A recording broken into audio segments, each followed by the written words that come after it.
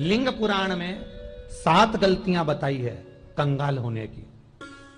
ये गलती अगर आपने भी करी है तो जिंदगी में कितना भी पुण्य करोगे उसका फल नहीं है। आज की कथा को लिखकर रखना, शायद तुम्हारी जिंदगी सवर जाए। लिंग पुराण में 7 गलतियां बताई है व्यक्ति को बर्बाद होने की। पहली गलती है, उसमें से अगर आप स्वीकार कर रहे हैं ये गलती तो समझ लो कि गलती आपने करी है।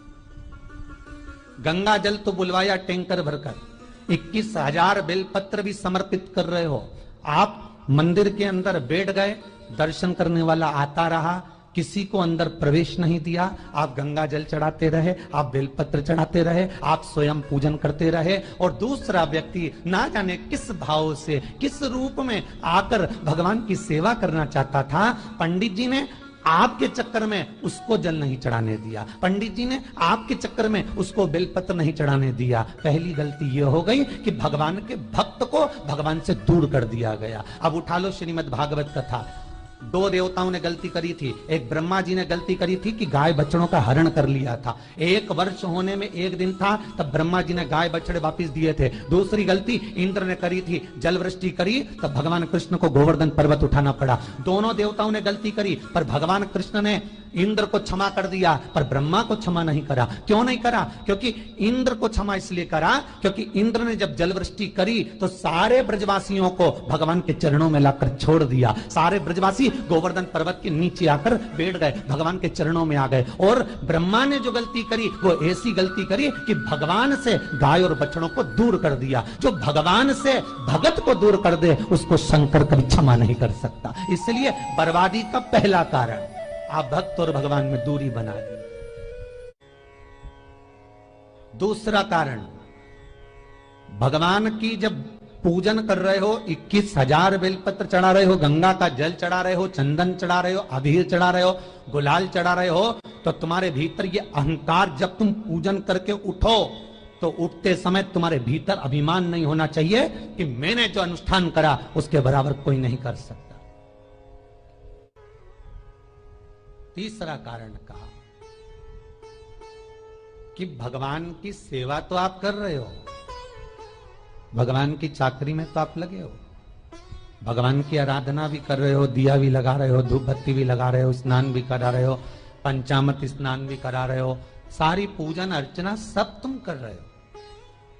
पर हो सकता है इस पूजन अर्चना में आप केवल 3 घंटा पूजन करते हो और बाकी के समय किसी न किसी की जीवात्मा को दुख पहुंचा रहे हो। एक कथा में एक बात कही थी कि भले मंदिर में दिया मत लगाओ, भले मंदिर में जाकर धूप बत्ती मत जलाओ, भले मंदिर में जाकर भोग मत लगाओ, भले मंदिर में जाकर जल मत चढ़ाओ, कुछ मत करो, भले भगवान को नए कपड़े मत पहनाओ, भले तुम्हारी मर्जी पड़े भगवान को भोग मत लगाओ, पर शास्त्र कहता है कुछ मत करो, पर एक काम जरूर करना कि किसी के चेहरे पर प्रसन्नता ला देना तो मंदिर में दिया जलाने के बराबर होगा। किसी के चेहरे पर चमक ला देना, प्रसन्नता ला देना तो अगरबत्ती लगाने के बराबर होगा। किसी गरीबड़े के, किसी दुखी के चेहरे पर अगर तुमने प्रसन्नता ला दी तो वो भगवान को कपड़े पहनाने के बराबर होगा। मालूम पड़े तुम मंदिर में पूरी सब्जी बांटो, मंदिर में भोजन कराओ, मंदिर में सारा पकवान चढ़ाओ, और कोई तुम्हारे कारण अगर दुखी है तो तुम्हें वो सुख का भान नहीं हो सकता। तीसरा कारण है हमारा, वो सुख नहीं पी सकता। चौथा कारण है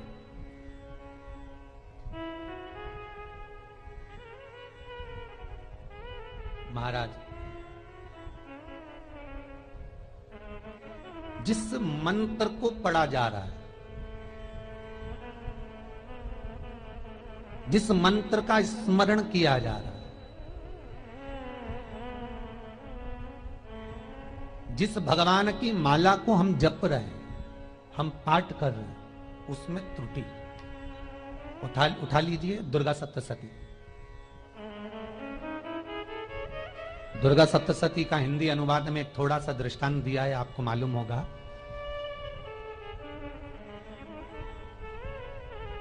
एक जजमान सप्तशती का पाठ कराते थे नवरात्रे में। नवरात्रे पूरे होते थे और उनकी पत्नी मर जाती थी। सप्तशती के अंदर लिखा है, बहुत ध्यान से सुनिएगा। दुर्गा सप्तशती का पाठ कराते थे और पत्नी नवरात्रे के बाद 4 महीना 3 महीने के बाद मर जाती थी। बहुत दुखी था सेठ। एक शादी करी, दूसरी करी, तीसरी करी, चौथी करी, चौथी पत्नी भी मर गई। बहुत दुख हुआ। आज वो गुरुजी के पास चले गया, गुरुदेव, गुरुजी, गुरुदेव, गुरुदेव। गुरुजी बोले क्या हो गया? सेठ जी बहुत दिनों के बाद आ रहे हो, क्या बात है गुरुदेव? मेरे को एक बात समझ में नहीं आती कि मैं नवरात्रि में सप्तशती का पाठ कराता हूं, देवी जी का यज्ञ करवाता हूं, माता रानी को चूनर पहनाता हूं, उनको सुंदर बिछुड़ी, पायल, चुनड़ी सब पहनाता हूं, कन्याओं का भोजन करवाता हूं, भंडारा करवाता हूं, जवारे बोता हूं, अखंड ज्योत लगाता हूं, पर नवरात्रि जैसी पूरी होती है उसके 2 महीने 3 महीने बाद मेरी पत्नी क्यों मर जाती है? 4 पत्नियां मेरी मर चुकी हैं, 5वीं मैंने शादी करी है। गुरुदेव आप कृपा करिएगा, कुछ तो बता दीजिए, कुछ करुणा कर दीजिए। गुरुजी बोले जब तू सब कुछ अच्छा कर रहा है, ज्योत भी जला रहा है, कन्या भोज भी करा रहा है, चुनड़ी भी चढ़ा रहा है, भंडारा भी कर रहा है, ज्योत भी लगा रहा है, जवारे भी बो रहा है, माता रानी की सेवा भी कर रहा है, अखंड रात्रि व्रत कर रहा है, सब कुछ तूने करा, यज्ञ भी करा, फिर तेरी पत्नी क्यों मर सकती है? ऐसा हो ही नहीं सकता। नहीं गुरुदेव मेरी 5वीं शादी है गुरुदेव, अब की बार आप कृपा करिए। गुरुजी ने कहा तेरे पंडित जी को अनुष्ठान पर बुला, मैं कमरे में बैठकर सुनूंगा सप्तशती का पाठ, तब मैं ध्यान करूंगा। गुरुजी अंदर के कमरे में जाकर बैठ गए, ब्राह्मण पाठ करना प्रारंभ करा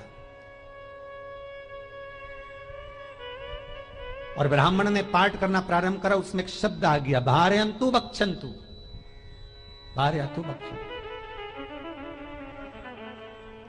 उसमें बोलना था भय पीड़ा को, हे जगत जननी तू भक्षण कर जा, और ब्राह्मण बोलता था भार्यंतु बक्षन्तु, मेरी पत्नी को, मेरी भार्या को तू भक्षण कर दे। पंडित जी जैसे ही बोले गुरुजी बाहर निकल कर आ गए। पंडित जी को रोका, रुकिए गुरुदेव आप हर साल अनुष्ठान कर रहे हो जजमान के यहाँ और बोल देते भार्यंतु भक्षन्तु, हे देवी तू मेरी पत्नी को खा जा, तो माँ हर बार उस पत्नी को निगल जाती है। निवेदन है, शब्द सुधार लीजिए, शब्द ठीक है। चौथा कारण है कि आप जो पाठ कर रहे हो, आप जो पूजन कर रहे हो, आप जो अनुष्ठान कर रहे हो, उसमें कुछ ना कुछ गलती जरूर हो रही है। ये चौथा कारण है।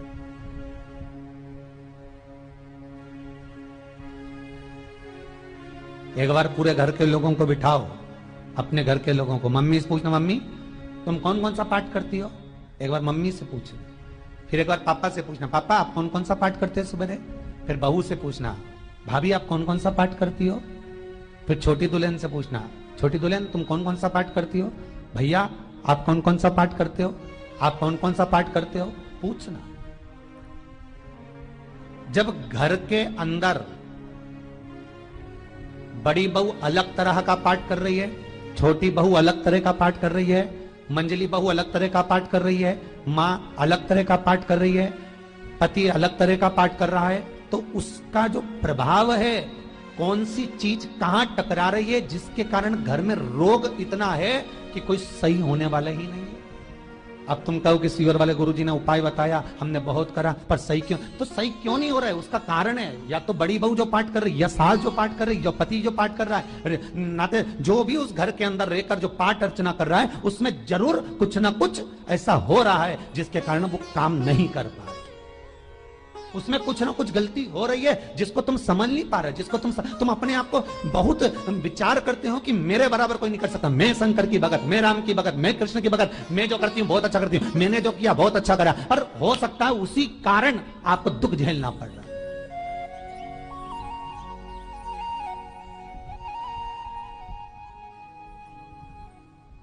उसी के कारण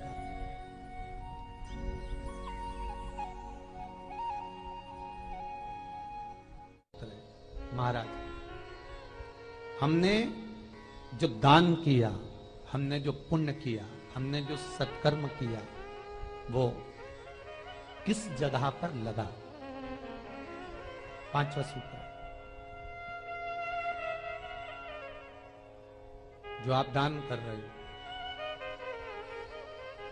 जो आप पुण्य कर रहे हो, सत्कर्म कर रहे हो, वो किस जगह पर लगा? ये 5वां सूत्र। फिर निवेदन करेंगे, गाय, बेटी, और लक्ष्मी। 50 बार विचार करना तब किसी को देना।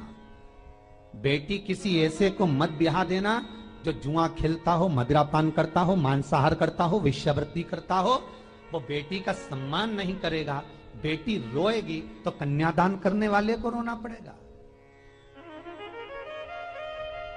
दूसरे नंबर पर गौ माता। गाय ऐसे ब्राह्मण को दान मत देना कि ब्राह्मण के घर में खुद रहने की जगह नहीं और गाय को ले जाकर तुमने दे दिया और उस ब्राह्मण ने जब तक दूध दिया बांध कर रखा, एक तगाड़ी बाल्टी साड़ी के चक्कर में ले लिया, सोने के सींग के चक्कर में ले लिया और बाद में वही गाय कसाई के हाथ में बिक गई और कसाई ने काटा तो बद्दुआ तुमको लगी। बेटी, गाय और लक्ष्मी। पैसा भी किसी ऐसे भिखारी के कटोरे में मत दान देना कि जिसने ले जाकर मदिरापान में लगा दिया, जुए में लगा दिया, वेश्यावृत्ति में लगा दिया। अगर जिस भिखारी के कटोरे में पैसा दिया उसने शाम को ले जाकर मदिरापान में, जुए में लगा दिया तो लक्ष्मी रोती है कि तूने मुझे गलत जगह पर दिया है, इसलिए अब तुझे रोना पड़ेगा। तब व्यक्ति को रोना पड़ता है, फिर व्यक्ति रोता है। गाय, बेटी और लक्ष्मी 50 बार विचार करो क्या सही जगह पर दे रहे हो, और अच्छी जगह पर दोगे तो संपदा भी बढ़ती है, सुख आता है। अगर बेटी सुखी रहेगी तो मायके के लोग सुखी रहेंगे, गौ माता सुखी रहेगी तो संसार सुखी रहेगा। और आपने जो धन दिया, आपने जो पैसा दिया किसी भिखारी के कटोरे में, अगर उसने गलत जगह पर लगाया तो रोना तुमको पड़ेगा। किसी आजकल के भिक्षुकों को अगर रोटी दे दो तो लेते ही नहीं, आटा दो तो नहीं लेते।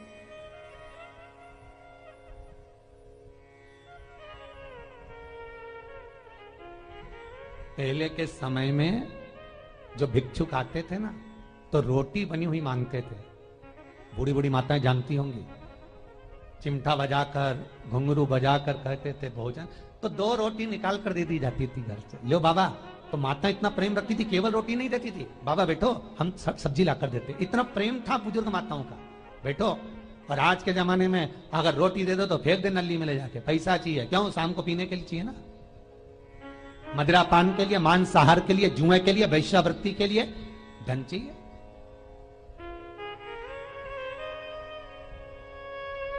भोपाल के और इंदौर के, इंदौर का राजवाड़ा चौराया और भोपाल का लाल घाटी चौराया, इन दोनों चौराहे पर इतने से बच्चे लोग भीख मांगते हैं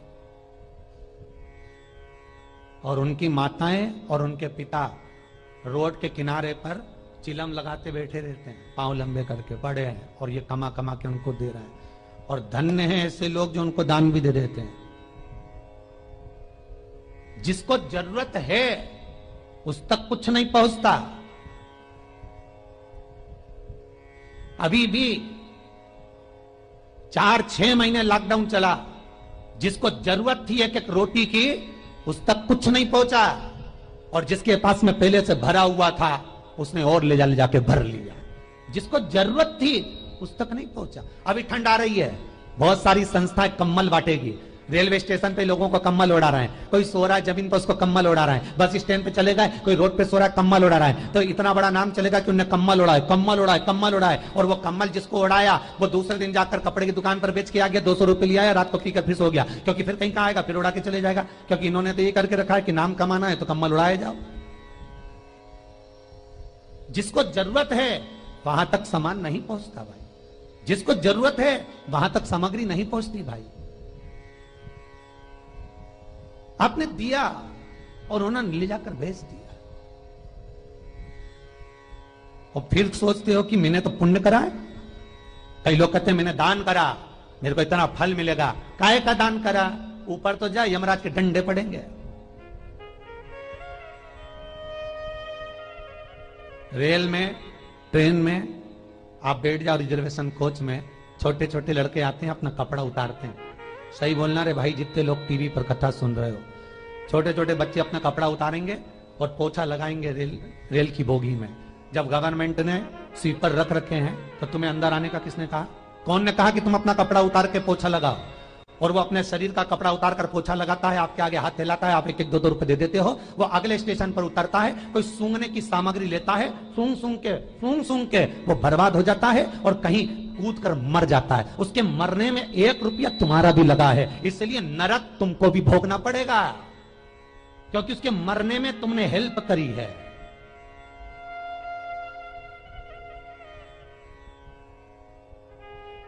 तुमने तो रुपया दिया था भोजन करने के लिए, उसने कोई सूंघने की सामग्री ले ली और सूंघ सूंघ के नशे में मर गया। उसके मरने में 2 रुपए तुम्हारे हैं, 1 रुपए तुम्हारा है, तो भोगना तो तुमको भी पड़ेगा ना।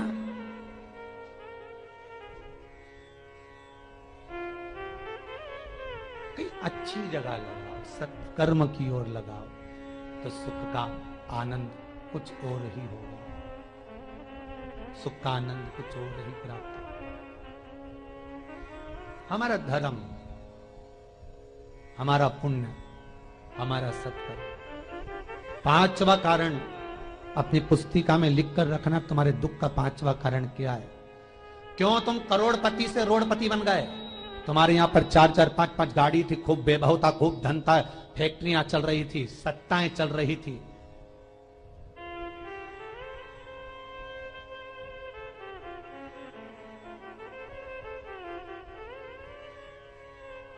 खूब सत्ताएं थी, खूब वैभव था, खूब धन था,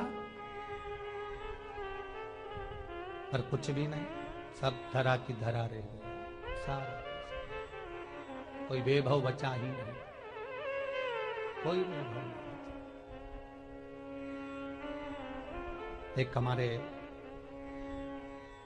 सेंधवा के भगत हैं महाराज, बड़े भावपूर्ण भगत।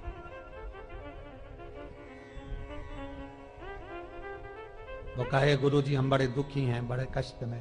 हमने कहा कष्ट का कारण कुछ ना कुछ जरूर होगा,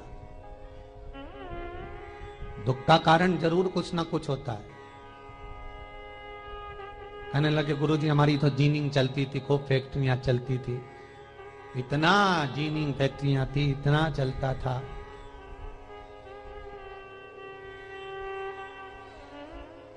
इतनी जीनिंग चलती थी, इतनी फैक्ट्रियां चलती थी, गुरुदेव बहुत दुखी हो गए। हमने कहा दुख का कारण, जो ये 7 कारण है शिव महापुराण के, लिंग पुराण में जो 7 कारण बताए हैं दुख आने के। जब फैक्ट्रियां अच्छी चल रही, जीनिंग अच्छी चल रही, व्यापार अच्छा चल रहा है, तो 7 कारण बताए हैं। क्या आप उन 7 कारण में से कोई कारण आपके साथ में हुआ है जिसके कारण आप रोड पर आ गए, करोड़पति से रोडपति बन गए?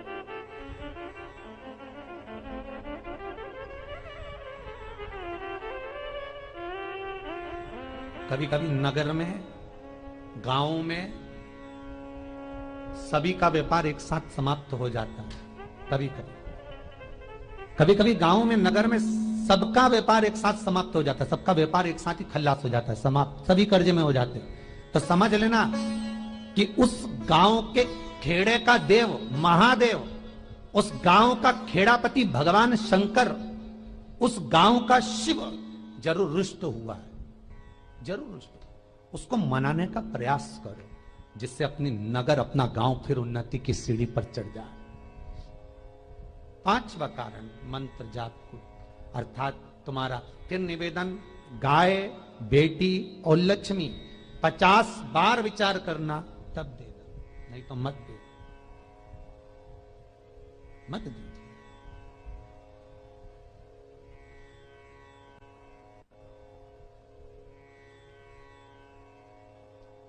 और महाराज भगवान शिव की कथा का 6ठा कारण बता, हमारे दुख का कारण 6ठा कारण,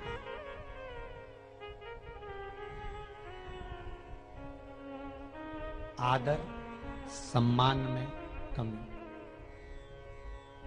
घर के जो बड़े हैं, घर के जो बुजुर्ग हैं, घर के जो आदरणीय हैं, उनका सम्मान नहीं कर पाए। सुंदर कहा, जिस घर में माँ बाप की इज्जत नहीं होती, उस घर में देखना कभी बरकत नहीं होती।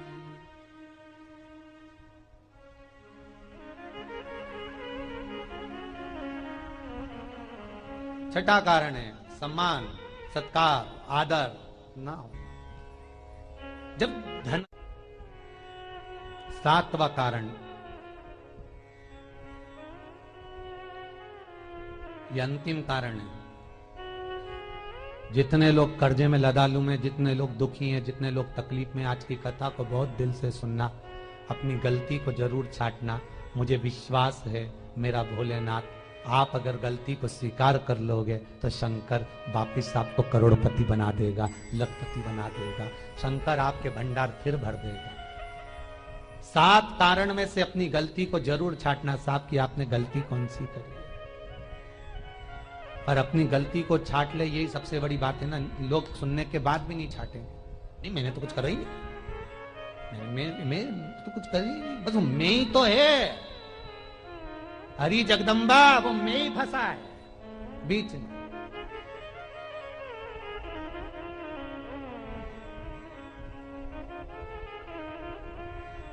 सातवां कारण, महाराज किसी का बेकार धन हमारे घर में आ जाए। एक कथा बहुत सुंदर है। एक गांव में एक व्यक्ति रहता था, खूब अच्छी कमाई करता था। पत्नी ने कहा तुम्हारे पास कमाई अच्छी हो रही है तो ये पैसा तो कोई चुरा के ले गया तो पति बोला क्या करना चाहिए? तो एक काम करता हूं, बाजार से कोड़ियां खरीद लेता हूं। कोड़ियां जानते हो, वो ऐसे बच्चे लोग खेलते हैं, कोड़ी खरीद लाता हूं। अब गांव का व्यक्ति रोज कोड़ियां खरीद के लाए। उनके यहां बोरे पे बोरे भरा गए, बारदान पर बारदान भरा गए, पूरा कमरा कोड़ियों से भरा गया। एक दिन राजा बीमार पड़ गया। राजा बीमार पड़ा तो राजा को वेदों ने, डॉक्टरों ने कह दिया इसका एक ही इलाज है, कोड़ियां लाई जाए, कोड़ियों को जलाकर राख बनाई जाए, वो राख राजा के शरीर पर मली जाए। राजा के शरीर पर जब राख को मलेंगे तो राजा ठीक हो जाएगा। राजा ने अपने दूतों से कहा जाओ नगर में कोड़ियां देखो। राजभवन में देखा तो कोड़ी नहीं थी, बाजार में देखा तो कोड़ी नहीं थी, सारा मार्केट घूम लिया, चारों तरफ के राज्य देख लिया, कोड़ी नहीं मिली। राजा ने दूतों से पूछा बात क्या है? दूतों ने बाजार वालों से पूछा भैया कोड़ियां क्यों नहीं है? तो बाजार के व्यापारी बोले महाराज सवेरे सवेरे एक गांव का व्यक्ति आता है, सारी कोड़ियां खरीद कर ले जाता। सारी कोड़ियां? हाँ। उसका पता दो। दुकान वालों ने पता दिया, वो वहां पहुंच गया, उसको डराया। राजा के दूतों ने तेरे पास कोड़ियां हैं? हाँ, पर मैंने अपने पैसे से खरीदी है, फ्री की नहीं है, खूब खर्चा कर मैंने कोड़ियां जोड़ी हैं। राजा बीमार पड़ा है, कोड़ियां ला के दे। उसने मना करा, दूतों ने डराया, ठीक है लो। उन्होंने बारदान खोल लिया, झोला खोल लिया, बैग खोल लिया। राजा के दूतों ने बैग खोला। वो गांव का व्यक्ति एक थाली में कोड़ियां लाता, उस पर हाथ फेरता और झोले में डालता जाता, फिर भर कर लाता, फिर हाथ फेरता, फिर झोले में डालता। राजा के दूतों ने कहा एक बार में पूरा बारदान उठाकर क्यों नहीं दे देता? ये बार बार हाथ क्यों फेर रहा है? वो गांव का व्यक्ति बोला महाराज मैं कोड़ियों को थाली में भरकर हाथ इसलिए फेर रहा हूं, इन कोड़ियों में से मैं वो एक कोड़ी ढूंढ रहा हूं कि ऐसी कौन सी कोड़ी मेरी इन कोड़ियों में आकर मिल गई जो मेरी इतनी सारी कोड़ियों को लेकर जा रही है। बस वो चरित्र याद करना कि एक कोड़ी हमारे घर में कोई ऐसी आ जाती है जो सारी रखी हुई कोड़ी को लेकर चली जाती है। और जिंदगी में घर में धर्म की, पुण्य की, सत्कर्म की एक कोड़ी ऐसी आ जाती है जो शिव महापुराण की कथा करवा देती है। वो कोड़ी को ढूंढना कि वो कोड़ी कौन सी है। जो अच्छा काम करवा रही है अच्छी कोड़ी आई होगी, सत्कर्म करवा रही है अच्छी कोड़ी आई होगी। और मालूम पड़े एक कोड़ी ऐसी आ गई जो डॉक्टरों में भरवा रही है, सारा की सारा धन मेडिकलों में लगवा रही है, पुलिस में लगवा रही है, कहीं गलत जगह पर लगवा रही है, कहीं एक्सीडेंट में लगवा रही है। जो कोड़ी गलत जगह पर धन को लेकर जा रही है, समझ लेना कि वो कोड़ी बेकार आ गई जो सारा का सारा बर्बाद करने में लगी हुई है। उस कोड़ी को पहचानो कि वो कोड़ी कौन सी है। 7वां कारण शिव महापुराण का, लिंग पुराण का लिख कर रखना कि एक कोड़ी ढूंढना कि वो कोड़ी कौन सी घर में आ गई जो हमें बर्बाद कर कर चली गई है। वो कोड़ी को ढूंढिए, वो रुपये को ढूंढिए, वो 1 रुपया कौन सा आ गया, वो धन कौन सा आ गया जो हमें बर्बाद कर गया, कैसा आया।